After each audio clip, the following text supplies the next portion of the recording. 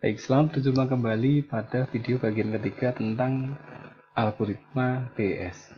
Jika pada sebelumnya kita sudah membahas hingga langkah ke-9, yaitu proses XOR antara ARI-1 atau blok kanan yang sudah diekspansi dengan kunci. Ya, kita XOR-kan nilai pada blok yang sebelumnya di sini. Blok yang sebelumnya,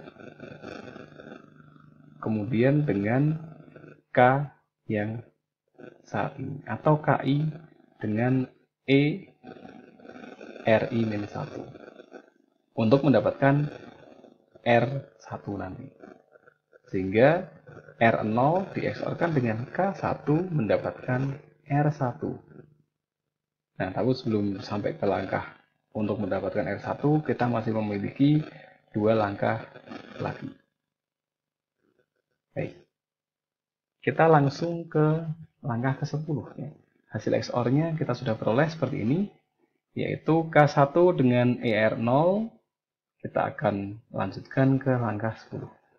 Langkah 10, selanjutnya kita akan melakukan proses memasukkan nilai ini ke dalam sebuah kotak yang disebut sebagai S-box.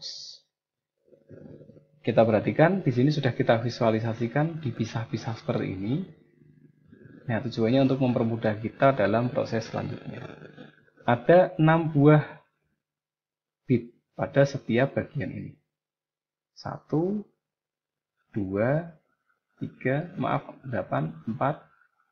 5, 6, 7, 8. Ada 6 buah bit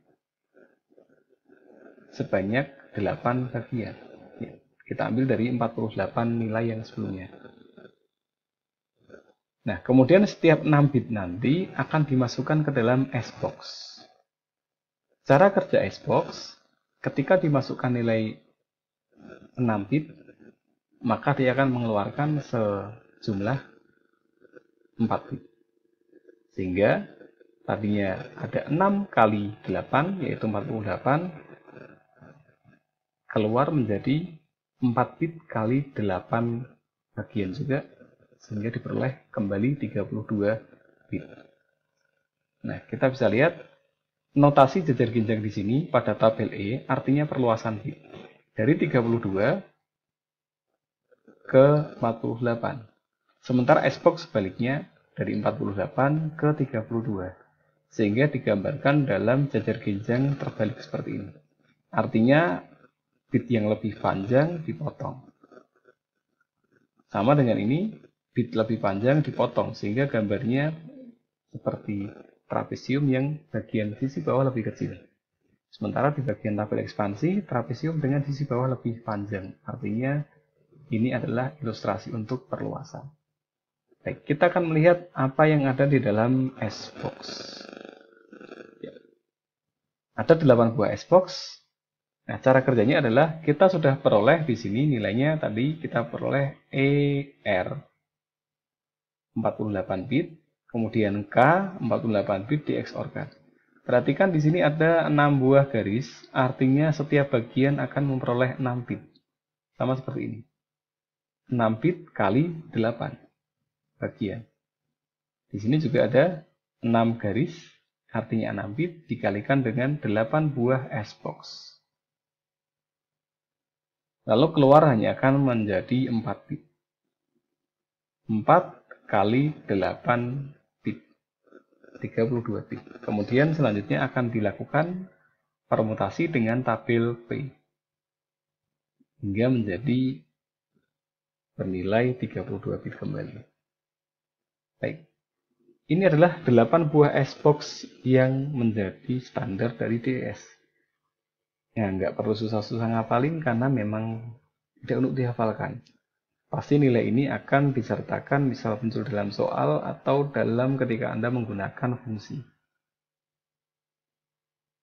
Nah, masing-masing S-box bekerja dengan satu blok. Contoh misalkan blok pertama ini dengan S1, kemudian di sini dengan S-box kedua, ini akan dioperasikan dengan S-box ketiga, dan terakhir dengan S-box ke-8. Oke, kita akan lakukan contoh yang pertama. 01100 dengan SBOK pertama. Kita langsung ke langkah ke-10. Perhatikan nilainya adalah 0110. Nanti kita akan bagi dua, yaitu 4 bit di tengah dan 2 bit dari 1 bit di depan dan 1 bit belakang. 4 bit akan menghasilkan nilai antara 0 sampai 15 atau 2 pangkat 4, 16. Maka di sini ada 16 kolom. 1, 2, 3, 4 sampai 15. Total ada 16 kolom. Sementara sisa yang di bagian depan dan belakang adalah 2 bit. Ya, kita bagi dua tadi, 4 bit di tengah dan 2 bit di masing-masing depan dan belakang. 2 bit akan menghasilkan nilai 2 pangkat 2, 4. Maka di sini ada 4 baris. 0, 1, 2, 3. Nah, lalu bagaimana cara membaca dari SBOK ini atau memperoleh nilai dari SBOK? Perhatikan kita untuk langkah yang pertama, kita dapat nilai bit pertama dan terakhir. Kita hilangkan 4 bit di tengah. Sehingga kita peroleh nilai bitnya adalah 00. 00 dalam biner, jika dikonversi ke dalam desimal juga bernilai 0. Maka kita ambil baris ke 0.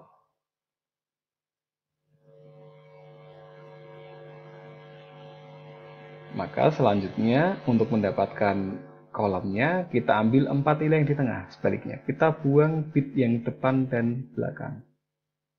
4 bit yang di bagian tengah bernilai 1100.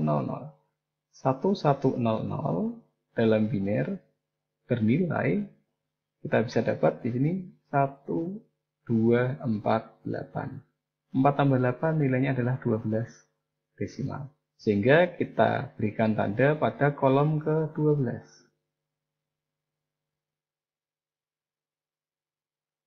Nah, tadi bit yang sebelumnya kita peroleh di sini adalah 0, 0, yaitu baris 0. Kemudian kolomnya adalah kolom 1100 atau kolom 12. Maka kita peroleh baris 0, kolom 12. Nah, hasil perpotongannya adalah nilai 5. Nilai 5 ini selanjutnya akan kita konversi ke biner sepanjang 4 bit. Nilai 5 tentunya kita peroleh dari 4 ditambah 1. Sehingga kita peroleh nilainya dalam biner adalah 1010.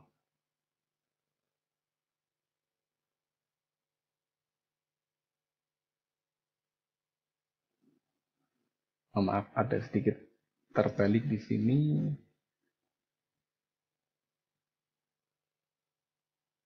Untuk nilai biner yang tepat adalah ya 1 ditambah 4. Sehingga kita peroleh nilainya adalah 0101 untuk nilai 5. Sama dengan 5 dalam desimal.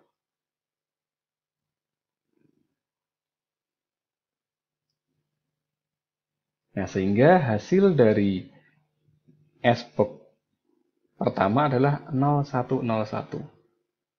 Nah, blok kedua akan kita lakukan dengan SBOK yang kedua, bukan SBOK pertama, tapi dengan SBOK kedua, dengan nilai ini.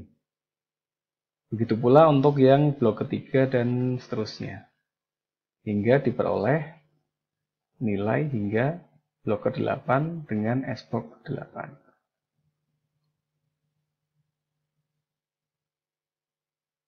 Nah, untuk langkah ke-10 atau proses SBOX, kita sudah selesaikan di sini. Kita bisa berikan tanda supaya kita tidak lupa sampai mana langkah yang kita sudah capai.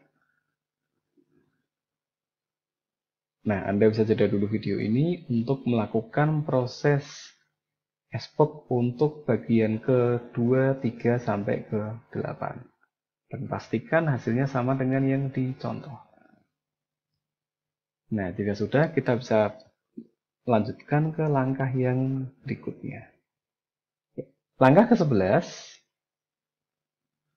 yaitu tabel P. Kita peroleh langkah ke-11 di sini, tabel P atau permutation. Ukurannya sama, yaitu 4 kali 8 sehingga tetap 32. Fungsinya sama seperti tabel IP atau initial permutation, hanya mengacak tanpa memotong. Di sini bit ke-16 kita ambil contoh 4, 8, 12, 16. Bit ke-16 ya, kita letakkan pada urutan pertama. Hingga bit ke-25 kita letakkan di posisi terakhir. Nah, hasilnya disebut sebagai FR0K1 atau hasil fungsi Feistel dengan blok R0 atau blok kanan yang lama dengan kunci 1. Ini adalah visualisasinya. Nah, kita sudah selesaikan sampai di langkah ke-11. Ya. Disebut sebagai R0 karena kita mengawali dari blok kanan awal dari plain text. R0 di sini kita tuliskan R0. Di sini K-nya adalah K1 dengan fungsi Feistel. Sehingga dituliskan fungsi dengan parameter R0 dan K1.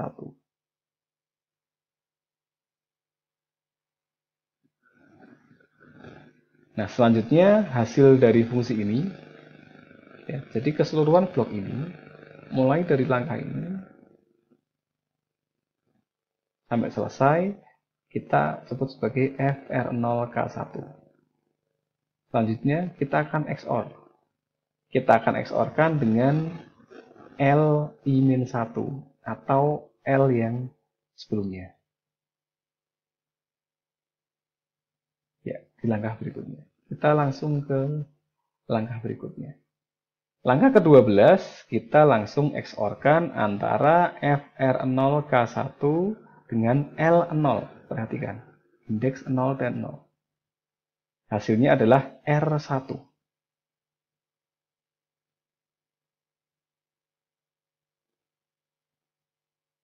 Baik. R0, kemudian kita dapat K1 dengan fungsi Feistel. Selanjutnya akan kita XOR-kan di sini dengan FR0K1 sehingga kita peroleh hasilnya adalah L0, kita XOR-kan diperoleh R1.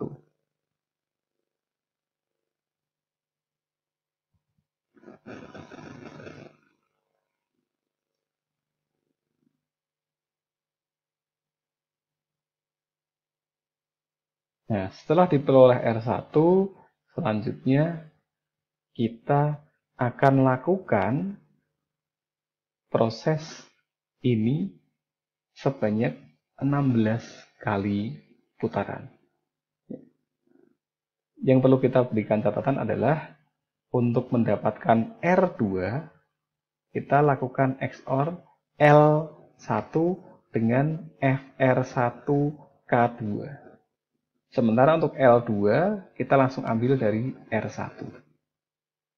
Ya, seperti di bagian ini, ya, L1 di sini, contohnya misalkan, langsung diambil dari R0. R0 langsung digandakan atau diduplikasi menjadi L1. Begitu pula jika di sini ada R2, maka akan menjadi L3, dan seterusnya. Nah, untuk video bagian ketiga, kita akhiri sampai di sini, yaitu di langkah ke-12, kita sudah lakukan proses untuk mendapatkan R1. Kita selesai untuk langkah ke-12. Baik, untuk langkah terakhir yaitu inverse permutation dan pembahasan tentang kelemahan DS akan kita bahas di video berikutnya. Sekian untuk video ini. Terima kasih dan sampai jumpa di video yang berikutnya.